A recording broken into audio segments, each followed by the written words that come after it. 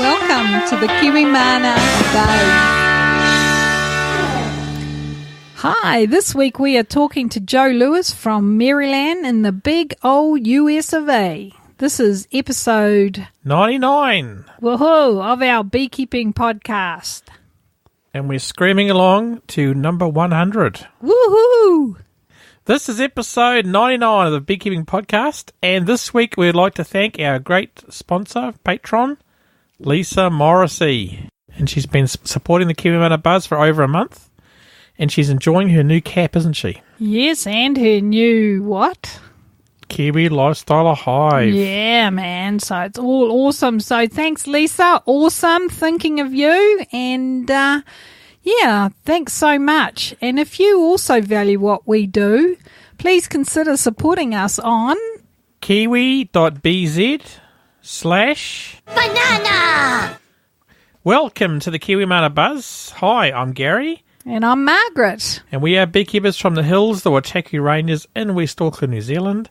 And our podcast is about beekeeping, gardening, and a bit of political issues, about environmental issues, where it affects environmental issues. And we've also been known to go off on tangents.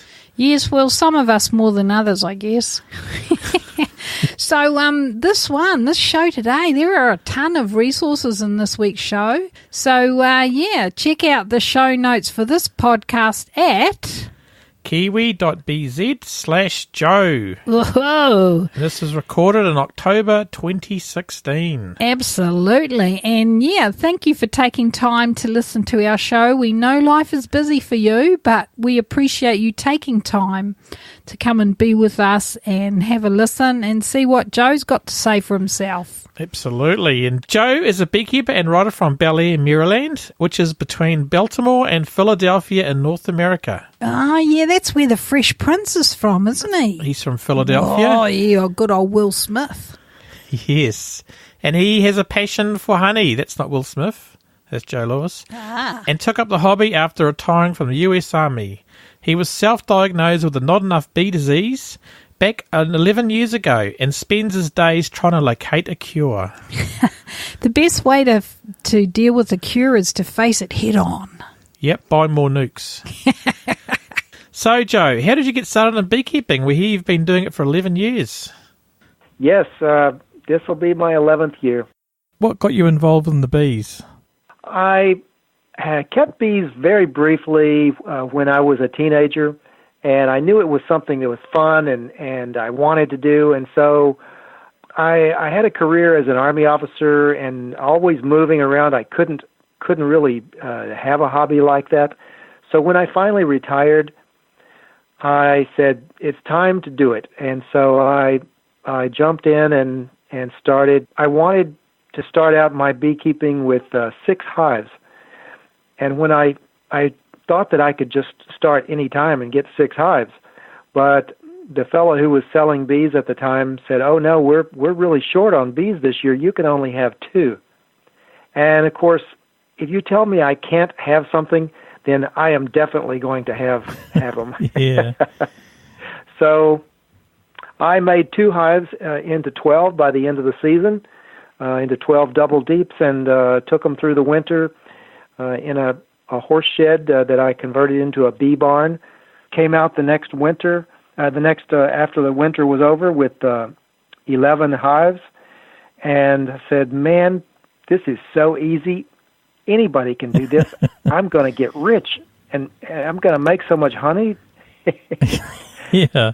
And then the bees began to teach me some lessons. Yeah, exactly.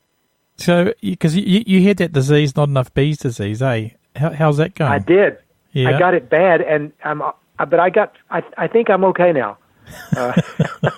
Because my second year, I said, I want everybody to have as many bees as they want, and I'm going to have as many as I want. And so I took my Christmas bonus, and I ordered 100 nukes from Merrimack Valley apiaries, and sold 60 of them and kept 40 for myself. And since then, I've fluctuated up and down, but I definitely have as many as I can take care of and still have a full-time job. Yeah, absolutely. Yeah, so that's quite a bit of work, isn't it? So you got about 40 or 50 hives at the moment? Yes, it ranges upwards of 60 and 70, and I try to take some nukes through the winter as well. Oh, that's good. So are any other members of your family involved in the beekeeping, or is it just you? My son started with me when we went to bee school, the short course, when he was 10 years old, and after 2 or 3 years, he lost interest, and then it's just me. Oh, okay. And so are you working full-time as well as managing all those hives? I am. I still work a 40-hour-a-week job. Wow. That's an achievement. But here's the secret. Yeah. You keep some bees close to your work and between your work and home, and you keep a lot of bees or bee yards close to your home. And so on weekends, I work bee yards near my house, close to where I live, and then on weekdays I work bee yards between work and home because I have to travel that route anyway. Yeah. Oh, that's a good idea. It's the best kept secret. Everybody has some place that they have to go on a regular basis, maybe to visit their mother-in-law, to work, wherever they have to go, or maybe to church. They have to go somewhere on a regular basis. So keep your bees along that pathway, and you won't have an excuse for not stopping to check your bees. But you'll never be home and your wife will complain. Well, she's pretty good. She texts me and says, "What time do you want dinner tonight?" And so then I tell her, and then I'm punctual, and I make sure I'm home when I tell her that I want to eat, and we sit down for dinner every night. Oh, that's fantastic. Do you have a funny beekeeping experience you'd like to share with our audience? I would. I think it was the nuke experience when I said, I think I'm going to order 100 nukes. And I had just finished reading the book Following the Bloom, which is the story of Andy and Crystal Card and the Merrimack Valley apiaries.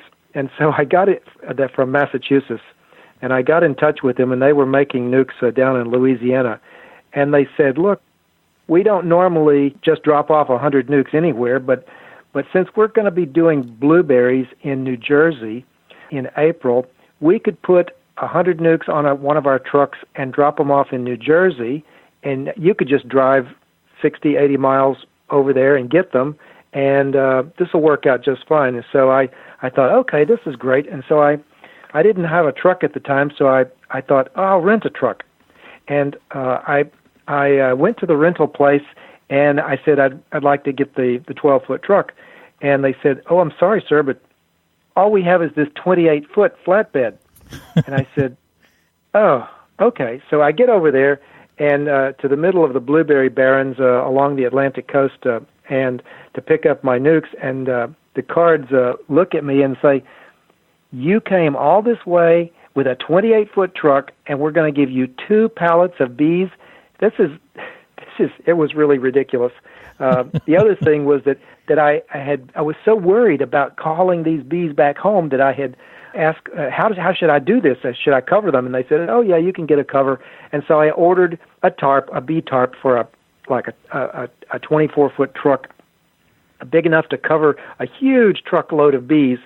And I got over there and I said, okay, I'm ready to put this net over top of the bees. And they said, well, it's the middle of the night. Why would you want to cover the bees? Just drive home. And I said, oh, well, of course. Oh, fantastic. That's a good experience, eh? It was a lot of fun. So what excites you, Joe, about the bees? I think it's their natural reproductive tendencies and the fact that they want to succeed, they want to build, they want to grow and multiply and make honey. It's just exciting, to see this God's creature, expanding and multiplying. Yeah, they're pretty special little girls, aren't they? They are. And do you think starting with the beginning beekeepers that want to start with one hive is a mistake? Oh, one of the biggest mistakes. And I tell people, I said, 2 is minimum, and 5 is the right number. There's a whole bunch of reasons why 5 is the right number. And I I explain it in my talk and say, statistically, simple binomial probability will show you that if you have 5 going into the winter, your statistical odds of coming out in the springtime with 1, 2, or 3 is really good. And but if you only have 1, your statistical odds are really pretty bad. And you do the numbers. Absolutely. And the other good thing about having multiple hives is you can move resources, can't you, between them? Absolutely. It gives you tremendous flexibility to be able to make splits and to cross-level strength. The more you have, the more flexibility you have, and it's all about options and alternatives. Yeah, exactly. And do you want to briefly explain your 357 principle? Well, sure. I call it Beekeeping 357 because it's kind of a easy to remember name. Basically, there's a lot of things in beekeeping that need to be done in multiples of 3s, 5s, and 7s. But the 3 is do the 3 essentials, which are control varroa mites, unless you live in Australia, requeen, and feed your bees if needed. And I call those the 3 essentials. And then the 5, keep 5 hives or more. And then the 7, make 7 nukes, and then make splits, and using the 3, 5, and 7 rule for early in the spring, 3 frames of brood to make a split. A little later, 5 frames, and then if you're making late splits, 7 frames of brood ensures success, and it guarantees that you're going to succeed. So 3, 5, and 7 in terms of making splits are making nucleus colonies. Yeah, absolutely. Yeah, well, I encourage everyone out there to have a look at Joe's full video because it's about a good hour, isn't it? It is, and it's kind of long. I apologize for it being so long, but there's a lot of material to cover, and I give away a lot of secrets. Yeah, no, it's good. I'll include that in the show notes. The 3, 5, 7 also, I kind of got the idea for 3, 5, and 7 on the frames of brood by reading a new book by Jeremy Rose called Beekeeping in Coastal California. And, of course, every place is different, and California beekeeping is different than East Coast beekeeping in the United States, but he has a lot of interesting tips and techniques that he uses, and one of them is making splits early, middle, and late using 3, 5, and 7, basically a little more and a whole lot of brood to make your splits. Yeah, absolutely. At the beginning of the season, the bees are a lot more likely to produce a lot more bees, aren't they? They've got more time, and time is on your side early on, and then as time goes on, it's not on your side. It's going against you. Yeah, absolutely, because any kind of splitting or queen rearing is very, very time dependent, isn't it? It is. You can get away with making a split with a single frame of brood if you do it at the very earliest time, and then give them a chance to grow and give them plenty of resources. And if they've got great nectar coming in all summer long, you've got a huge advantage if you start early. Yeah, absolutely. And what do you think's the best makeup for a 5-frame nuke? Well, clearly a little bit of everything. They call it the little bit of everything, but it's brood, different ages of brood, honey, drawn comb, foundation. And bees need foundation. The young bees need a place to build comb, and so you need to give them foundation. So it's the basic rule of the basic plan for a nuke, which has been known for a long time, and explained by Doolittle and all the old beekeepers. It's a recipe for success. Yeah, absolutely. Yeah, I love your queen rearing calendar wheel. That's awesome. Oh, did you find that? I'm glad. Yeah, I saw that in the video. I'm gonna print one out. I'll have to do it at work because they've got a colour printer, but we don't condone that, do we? Exactly. I should give credit to Lyson, the Polish manufacturer of beekeeping equipment, that provides that laminated wheel as a part of their product line, promoting their product line. and it was shared with us by a company called Better Bee. And since it was not copyrighted, I made it available to everybody so that you don't have to go to a show and try to get one from Lyson. You can actually just print one yourself. No, that's awesome. I'll print one off. It'll be really useful when we're doing our queen rearing as well. So it's so cool to be able to turn that wheel and say, okay, now if the queen larva is this big right now, then the egg was laid here, and it looks like it's going to be capped in 2 days, and then it's going to hatch in 5 more days. It's like, it's so cool to be able to visually look at it and say what I know and what I can see from this queen cell. Now I know what's going to happen and when it's going to happen. Yeah, exactly. And it's cool. You've got the calendar, so you can match it to the normal calendar.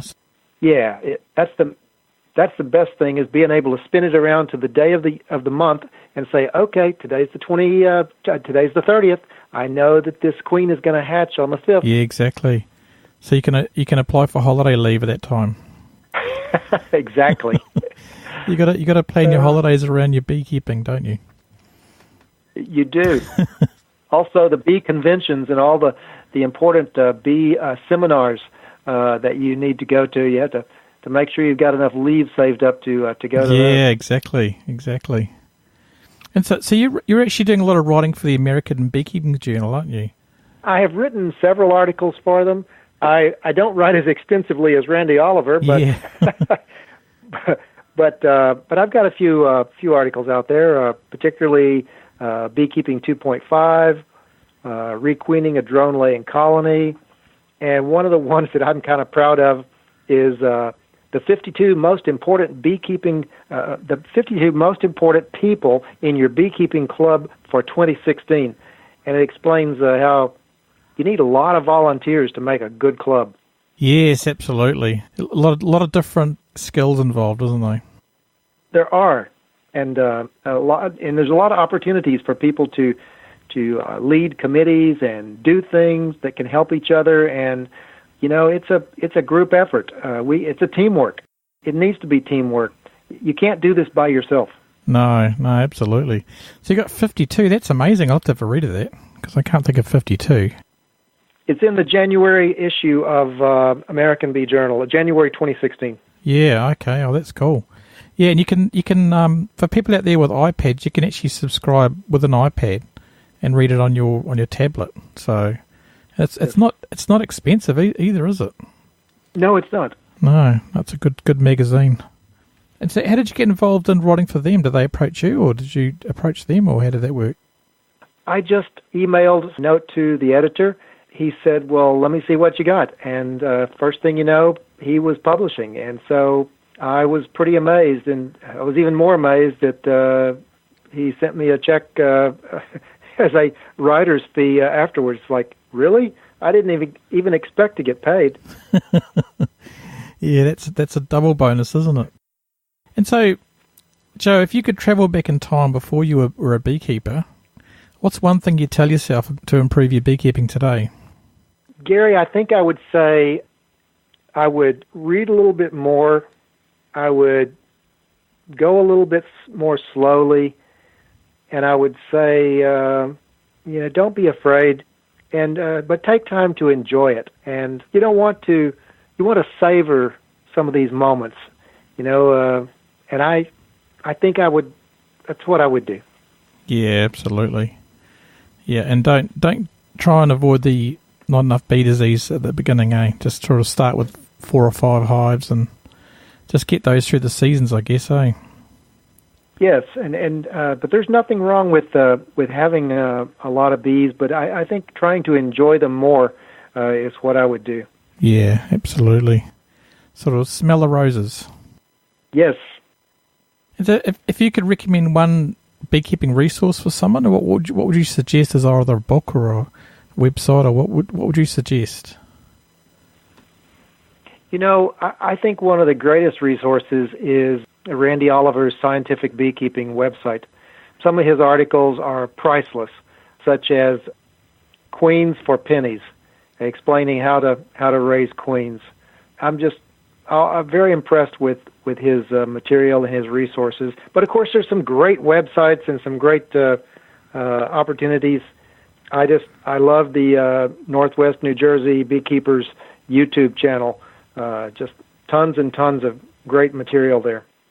Yeah, Kevin and them do a lot of work, don't they? It's really good. They do, and they don't mind sharing. That's the key thing. Is it's not financial. It's not what's in it for them. It's what can they give to others. Yeah, absolutely.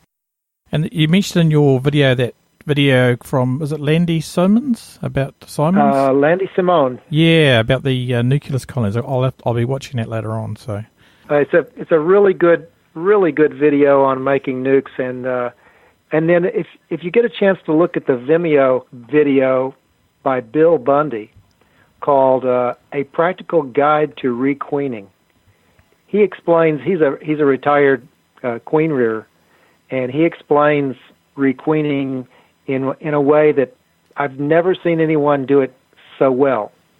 Oh, yeah, that sounds good. I'll include that in the show notes as well. And the show notes for this show, guys, is going to be kiwi.bz/Joe.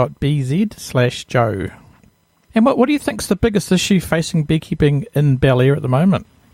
I think it's the same in most places. It's loss of habitat. We just don't have enough wild country for bees anymore. And so, if you're in a great location, be thankful, and you are truly blessed.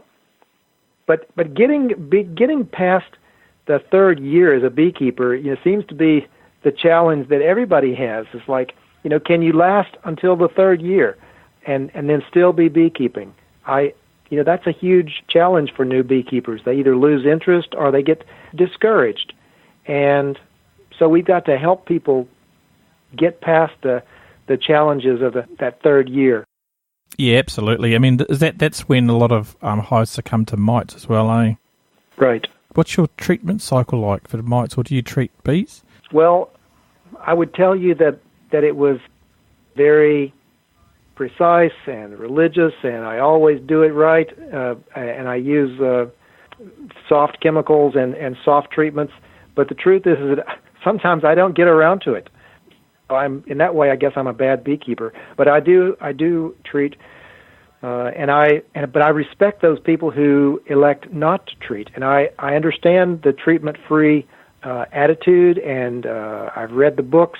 I'm a big fan of Michael Bush and Ross Conrad and others, but commercial beekeeping, I think, cannot be treatment-free right now, and so I have Mite Away Quick Strips, the MAC strips, and then I've also started doing the oxalic acid vaporization, and I teach classes on how to do it safely. I also use the Apilife VAR thymol treatments. So I'm just not as consistent as I would like to claim to tell you that I would like to be. Yeah, no, that's fine. Yeah, I mean we have a lot of success with the vaporizer, and we also use Apilife VAR as well. Yeah, they seem to work pretty well. You do have to be careful, especially regarding temperature. And I don't treat as in the same strength all the time. I back off on Mite Away Quick Strips, for example, and use about a quarter as much as is sometimes recommended. But I think treating with smaller amounts but more often is more effective for me. How do you safely use the vaporizer then? What do you teach your students? Well, to be very careful, and I recommend wearing a gas mask while you're doing it. And gas masks, military surplus ones, are really cheap, so there's really no reason not to protect yourself. And but to seal up the hive and make sure that you keep the vapor inside. People that have screen bottom boards and don't do a good job of sealing the bottom, they're kind of wasting their oxalic acid vapor. Yeah, it just comes out the bottom, eh? And it's not fun to breathe, is it? Oh, it is not. It's something to be very, very careful about and to take seriously. Yes, absolutely. And one idea I saw we got from a beekeeper called Frank Lindsay on a recent interview, and he actually puts a bag across the whole hive, if you've got a screen bottom board, so that the vapor stays in the bag kind of thing. But that's you still lose a bit out the bottom, I think. What a great idea! What a great beekeeper! I met Frank at the Eastern Apiculture Society meeting recently. And I have to say, two of the greatest beekeepers in the world, Isaac Hopkins and Frank Lindsay. Yeah. Both from New Zealand. He's a great guy. He is. Yeah, I think he listens to the show, so he'll hear this, so that's good. He is. He's awesome. And what do you think's the biggest mistake beginners are making at the moment?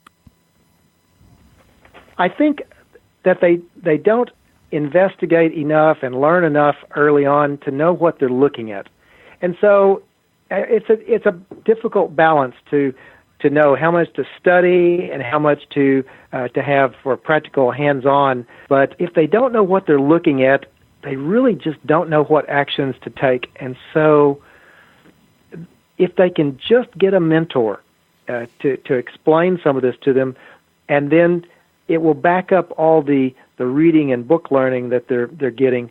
So I think it's a combination and a balance of learn as much as you can, read as much as you can, but then find someone to be your mentor. Yeah, absolutely. And I think you're right. You've got to learn what normal looks like, and then you can make a decision. So if you see a strange disease, you could ask your mentor or ask at the local bee club, eh? Exactly. And if you only have one or two hives, you really don't know what normal looks like. No, that's another really good reason to have more than one hive, because you might think that stringing out brood is normal. Things like that. Or you might think that these bees are queenless. Yeah. But actually, they're not, because they're Russians, and they have shut down brood production in a period of dearth, and that's normal for Russians. You've got to know enough about your bees to know what you're looking at, and every beehive is different, and every strain of bees acts differently and has different characteristics. And so the first thing when somebody calls me and says, I've got this problem and I need you to tell me what I should do, I have to stop and say, well, tell me what kind of bees they are first, because that means everything. If you have carniolans, that's a big hint as to what you ought to be looking for at a particular time of the year versus Italians. And but most people haven't moved to that level. Let's admit this. Let's be honest. This is graduate level beekeeping, and you've got to graduate, and you've got to get up to that higher level and figure out, why are they different? How do they act differently? What should I be looking for that's different? Absolutely. Yeah, no, I had one beginner ring me once and say that the hive was full of queens, but there was no eggs. But then I went there and it was a drone layer. So you got to work out the difference between a queen and a drone and things like that. No, absolutely. I mean, it's just, but you've got to. I think as someone that's if you've been doing it a while, you assume everyone knows the basics. But not always, eh? The basics take some time to sink in, and so getting a mentor will speed that process along. Yeah, absolutely. And then also having somebody to talk to, even if it's not a person that you can be with and a mentor in person, you need somebody that you can call and say, this is what's going on right now with me and my bees, and having somebody to bounce stuff off of and share ideas is very important. Yeah, absolutely. How do you actually do your queen rearing? What's the most successful method you've found? Well, the most successful method is in November, I call my Florida queen rearing company and say, I'm just confirming my order for delivery on the 15th of April. And Joe, that's cheating. And he puts them. He puts 50 queens in a package and puts them on overnight air, and I pick them up the next morning and put them in my nukes. That's reliable. That I can't make nukes in April. It's impossible. Yeah. So, but I can make them in May and June, and so then I start my grafting, and I graft my own queens, and I think preparation is the key. Having the right resources. And, like Jay Smith said in his book, Better Queens, it only takes two things to make queens, and one of those is just pure intelligence. You've got to be really smart. You've got to pay attention to the details and the numbers and the dates, and you've got to understand the bee biology if you're going to make queens, and it's got to be just right. But then you can have complete success, and it's like, wow, this is amazing. Yeah, and you've got to, and your queen raising, your raising hive's got to be at the right attitude as well, eh? It does, and the right strength. Yeah, and I think it's a good idea what you mentioned in your video about you put queen excluders around it so that the brood doesn't get new brood, so it's like the brood's not suitable for queens, so they're desperate for a queen, aren't they? They are desperate for a queen, and like I say, nobody explains it better than Jay Smith in his classic book called Better Queens, which you can download from Michael Bush's website. Yeah, I'll have to grab that. Yeah, it's a great book, and I think Michael's site's amazing, the fact that he gets all those old books, so... It's pretty cool, and he shares it with all of us for free. Yeah, no, he's a great guy, and he's a pretty good guitar player too.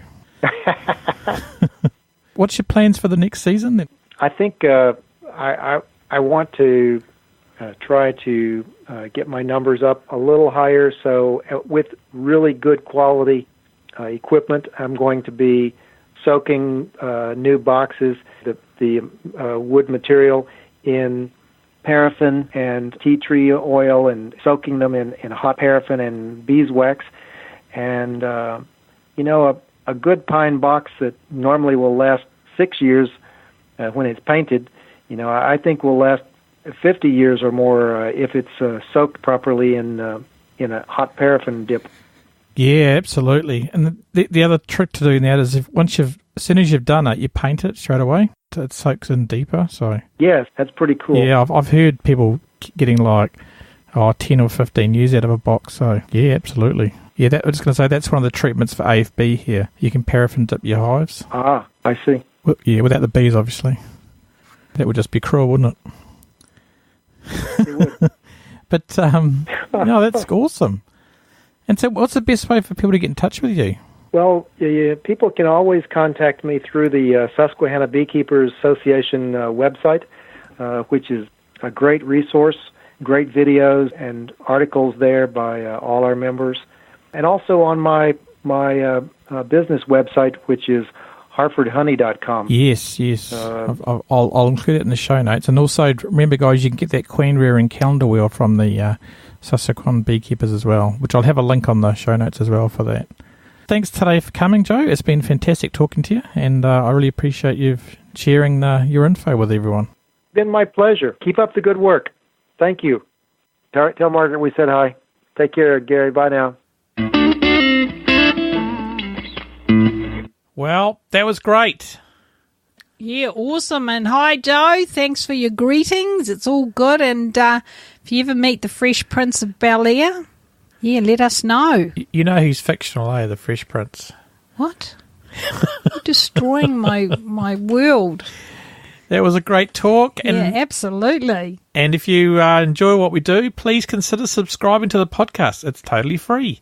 Yeah, so it's all good, and thanks so much, Joe, for sharing your story with us and your adventures. Awesome. Yes, and as we said before, there's some great resources in this one. There's lots of videos from Bill Bundy and some other videos from Landy Simone. It's awesome, isn't it? And so it's kiwi.bz/Joe. Cheers, and thanks for listening, guys. And take care and be good and be happy and be prepared. Absolutely, and we'll be back soon with episode 100. Woohoo! Looking forward to that, aren't we? Yeah, see ya!